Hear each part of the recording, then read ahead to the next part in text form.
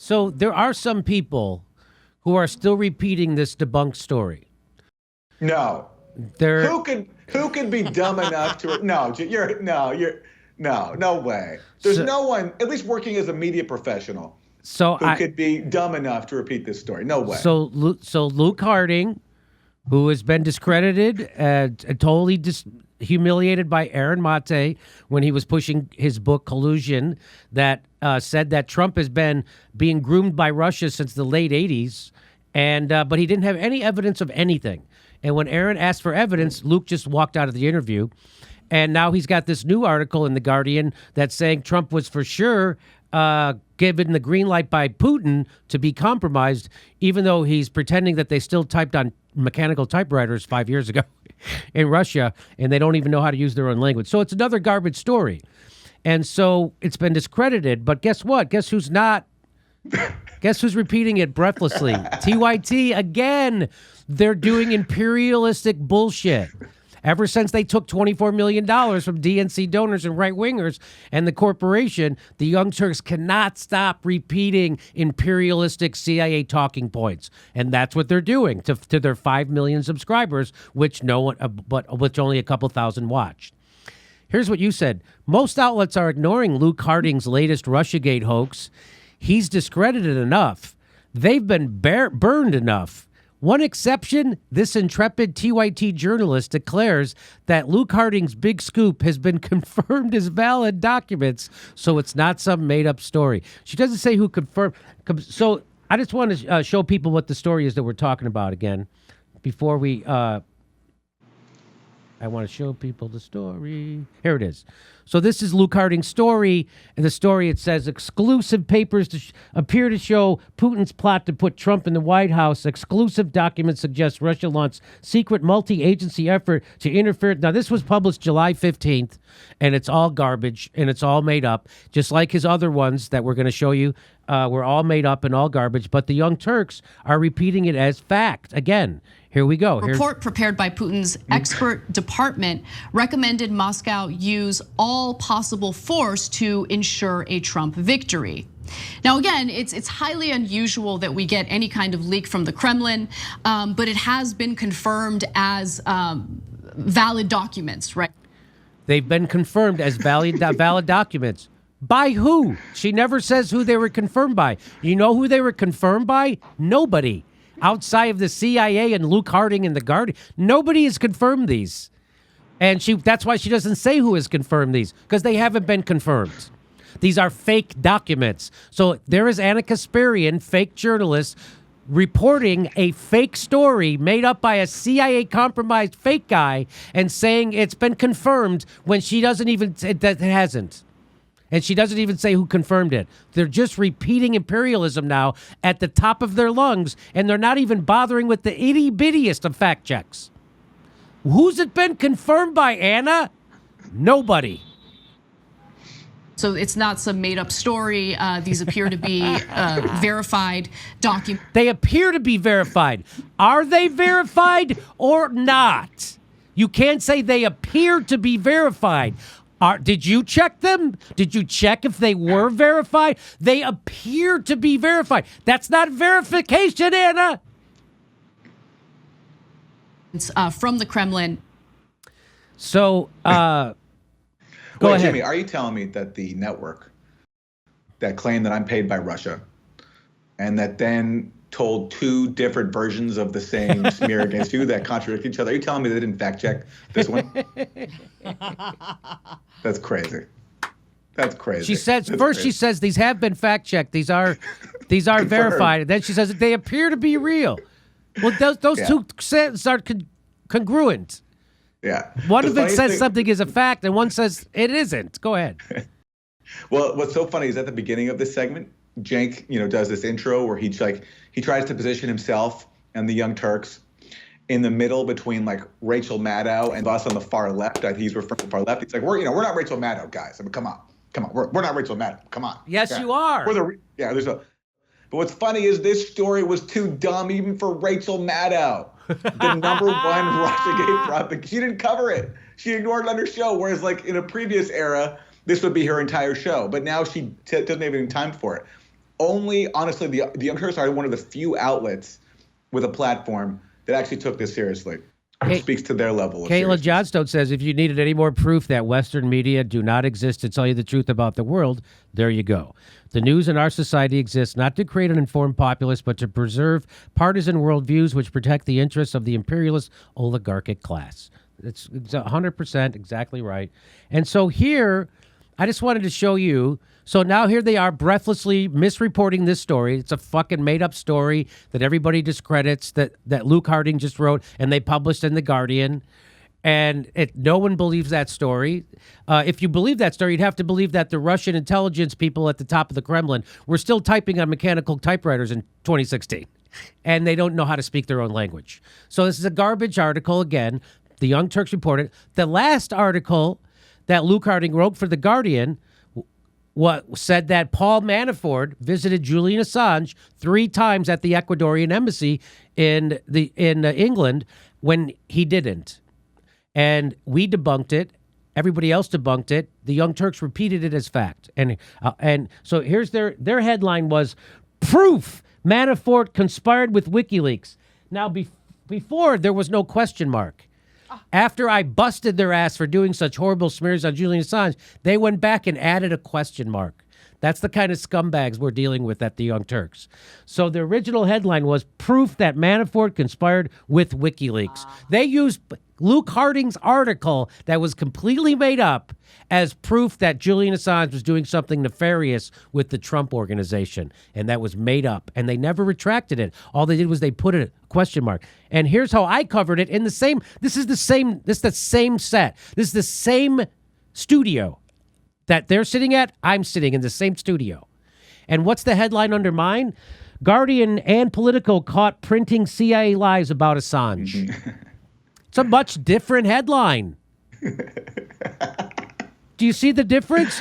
One is complete bullshit CIA claptrap imperialism talking points. Another is a fact that debunks imperialism CIA talking points. Do you see the difference? One is news. One is propaganda. One of these people took $24 million from DNC donors. One of them didn't. Which one do you think? Do you want to see how they covered it? Here's how they covered it. Now, there is more breaking news today. The Guardian has reported that Manafort allegedly held secret talks with Julian Assange on several different occasions. Now, some of these talks took place well before the last general election. She just says it as if it's a fact, Aaron. Do you notice that? How she goes, now some of these meetings took care. No, you mean some of these alleged meetings that never happened took place. That she just says it as if it happened. All right. Yeah, that's how Russiagate operated. Basically, some really some dumb claims were spread to the media, and like lapdogs, people just lapped it up and repeated it as if they're stenographers and didn't use their brains to the extent that they have them. And it never ended. No matter how many times this happened, they got humiliated with ridiculous stories. They just kept repeating it. They kept lapping it up.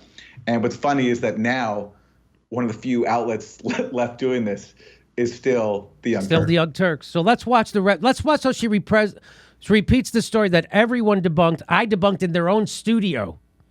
Listen to what she says. Probably didn't have much to do with Trump. However, there was a meeting that took place more recently, and that could be something that Mueller is looking into. So according to The Guardian, a well-placed source, and this person wished to remain anonymous, has told The Guardian that Manafort went to see Assange around March of 2016. Months later, WikiLeaks released a stash of Democratic emails stolen by Russian intelligence officers. Manafort's first visit to the Ecuadorian embassy took place a year after Assange sought asylum inside, and that's according to 2 sources. 2 sources. They just say sources.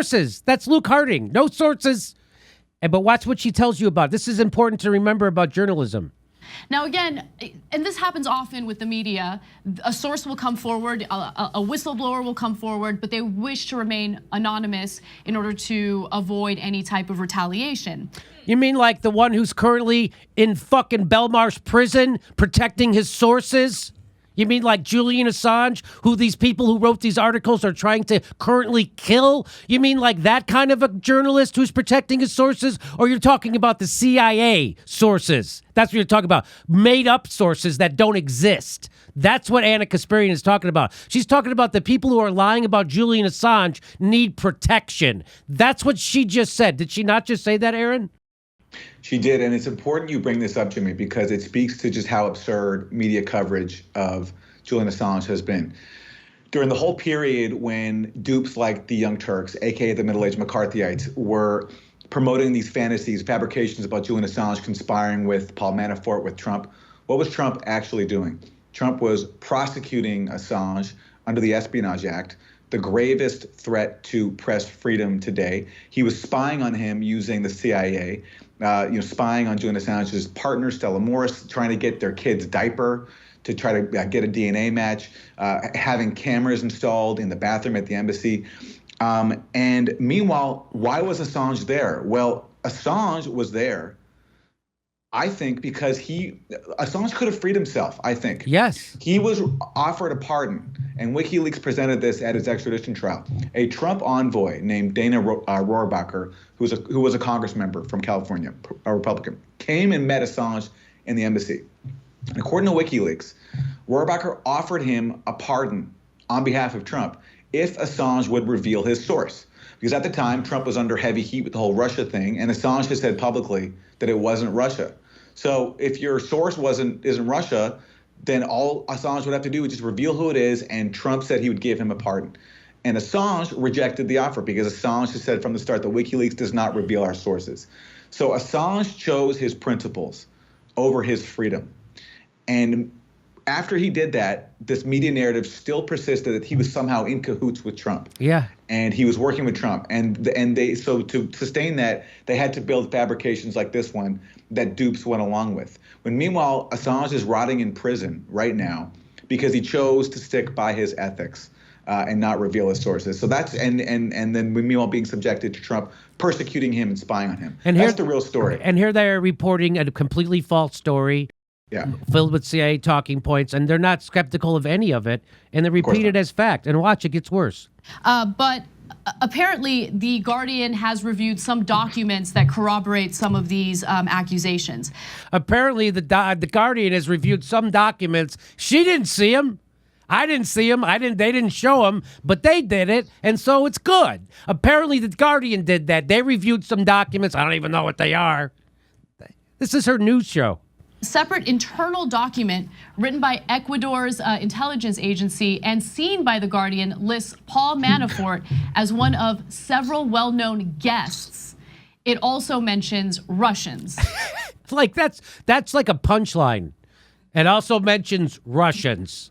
That's like a punchline, and she repeats it with a straight face. By the way, they misspelled Paul Manafort's name, so they're such a good spy agency, they can't even get the guy's name right. So those are the only details we know about the document that The Guardian has reviewed. But for WikiLeaks, on its part, Julian Assange has completely denied meeting with Manafort, and he claims that this story is nothing more than a hoax. Yeah, he says that the writer is a, quote, serial fabricator, and he's going to destroy the paper's reputation. So, well, obviously it's hard to tell who's telling the truth here.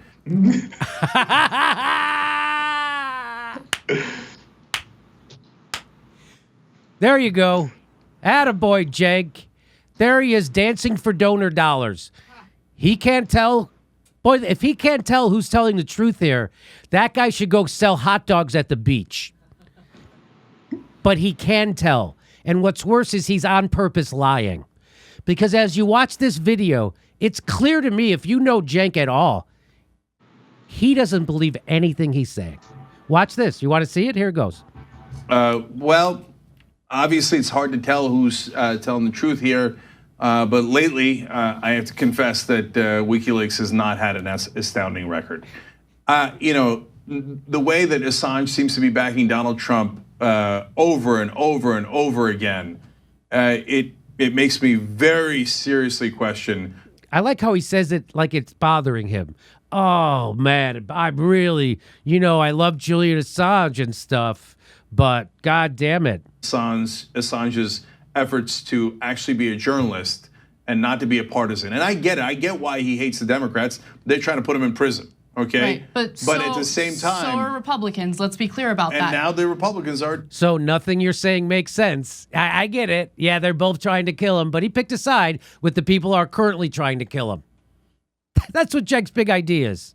And his criticism of Julian Assange is that Julian Assange picked a side. The guy who founded a Democratic organization inside the Democratic Party and shames anybody who votes third party. That's the guy who's saying someone else picked a side. The biggest Trump hater in the world, the guy whose whole show is about dividing America between Republicans and Democrats, said that Julian Assange had picked a side and that's why he can't be trusted. I just want to make sure everybody knows exactly what's going on. So if there was a projection machine that became a human being, it would be Cenk Uygur. And they have been in the past, but it seems like Assange has picked a side, and look, it makes me question his reporting, and so that's the situation we're in now. So now is he just leaking things that he gets, and no matter what, in which case I would respect that, or is he selectively leaking based on his political motives? Now that suspicion is out there and it's real and it's possible, well, now I'm concerned that it can't be trusted. So that's how the Young Turks reported that. Does it look like he believes what he's saying to you, Aaron? Well, nothing that guy says ever looks like he believes what he's saying. So that's par for the course. But look, this is a microcosm of what Russiagate was about. Demonizing WikiLeaks, associating everything under the sun that the U.S. establishment doesn't like with Russia, in order to basically criminalize it, to make groups like WikiLeaks turn into the bad guys and question their motives, question their loyalties, paint them as dupes of the Russian government in this mythical Russian effort to destroy democracy. How, by the way? Through social media memes and leaked emails. I mean, the whole thing was a joke. And what was incredible, and we've talked about this a million times, is just seeing how many progressives, self-identifying progressives, got enlisted in advancing this ruling class scam that was meant to entrench the power of the neoliberals who lost to Trump in 2016 and the national security state that they aligned with to perpetuate this hoax. And, it's too many people fell for it that unfortunately there just hasn't been the reckoning that this scam deserves, because this was the thing for 4 years. It was the dominant story. As I said before on your show, it meant that for the liberal resistance to Trump, quote unquote, there were bigger protests to save Jeff Sessions' job than there were to save healthcare or to save the tax system from Trump's tax cuts for the wealthy, because that's what Russiagate was about. It was a ruling class fixation that told us all to go home, not organize, not care about issues that actually impact people's material needs, but instead sit back and watch MSNBC and CNN and wait for Robert Mueller to come in and produce the smoking gun. It was a completely demobilizing political fixation on purpose, because it was there to serve the interests of the elite. And if you went along with it, there was a short-term benefit in media. You get considered to be part of the club. You were maybe allowed onto CNN or MSNBC, and you were allowed to participate in sort of mainstream liberal culture. But ultimately, what you were actually doing in reality was A, perpetuating a scam with no factual basis.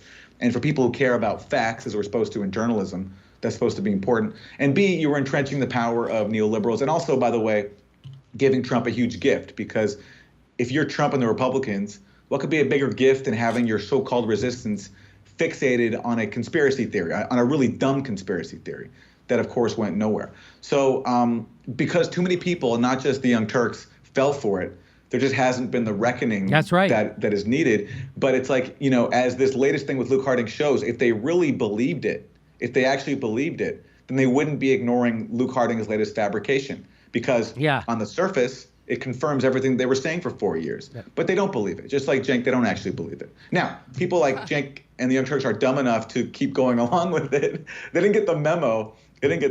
But it's hilarious, and we can laugh at it. Although it was so consequential and horrible, we can at least have some humor and laugh at it because it's so absurd what this country was subjected to for 4 years. So at the risk of breaking my arm, patting myself on the back, I want to show you briefly how I covered it in the same studio. So there's Cenk Uygur saying you can't trust Julian Assange because Luke Harding wrote a bullshit article that got published in The Guardian that was completely transparently garbage that even I saw through it. Comedian pothead. And here's how I covered it. Ready? An article that made its way into The Guardian last week. The article's headline, Manafort held secret talks with Assange in Ecuadorian embassy. Exclusive, Trump ally met WikiLeaks founder months before emails hacked by Russia were published. Just even in that sub-headline, it says emails hacked by Russia. There's no evidence of that. They just now print it as fact. They have no evidence that that happened. None.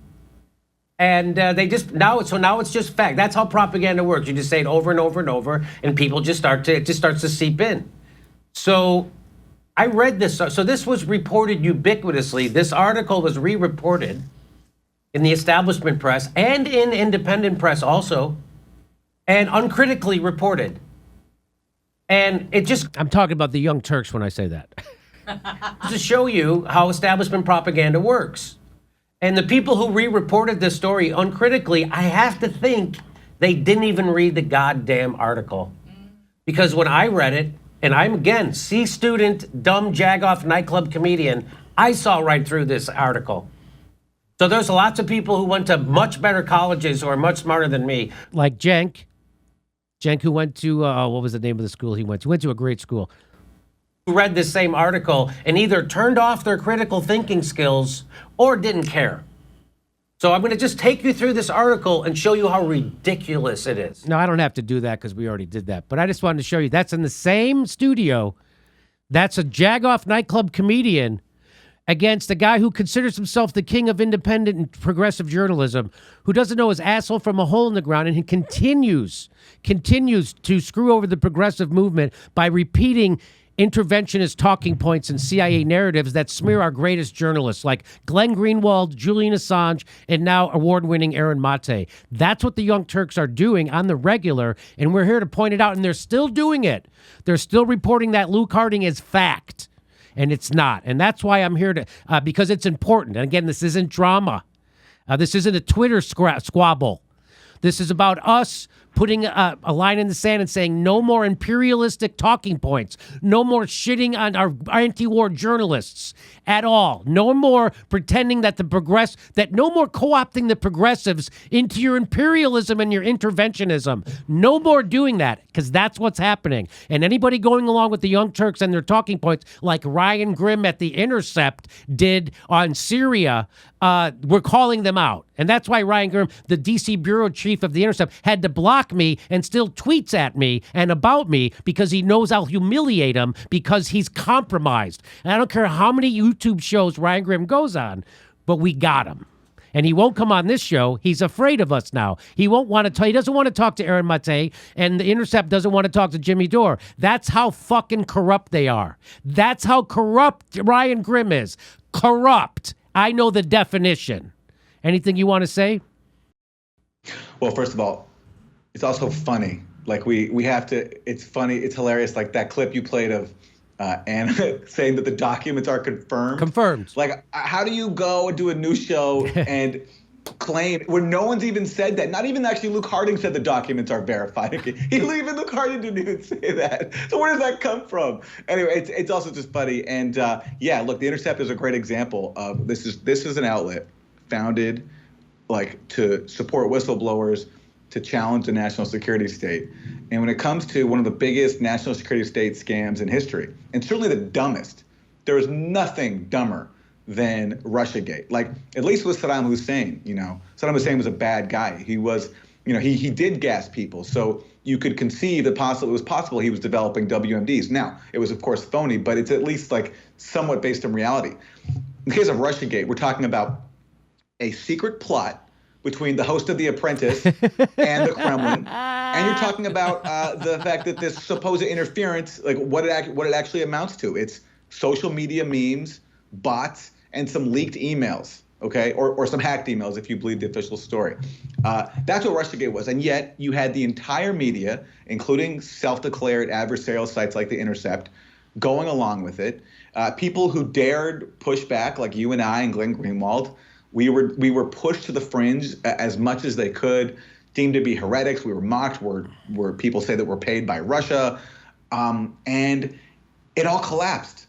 And it was just amazing that in media there was like, you can count on two hands the amount of people who were actually calling this out. It became this thing, this like entryism into acceptable liberal culture. And before, people who had at least said that they didn't care about mainstream acceptance, just abandoned all that now. And everybody wanted to be part of the club. Everybody wanted to be a part of the dumbest club in the world I've ever seen in my life. And I'm so thankful that I was not a part of that. My only regret is that we didn't make fun of it enough. You know? But we can make up for that now. People would call me conspiracy theorist because I didn't buy into the Russiagate conspiracy theory. That's how mental people got in the United States. Yeah. Like, Jimmy Dore's a conspiracy theorist. What is his conspiracy? He doesn't believe in Russiagate. Well, you know that means he doesn't believe in a conspiracy? You know that?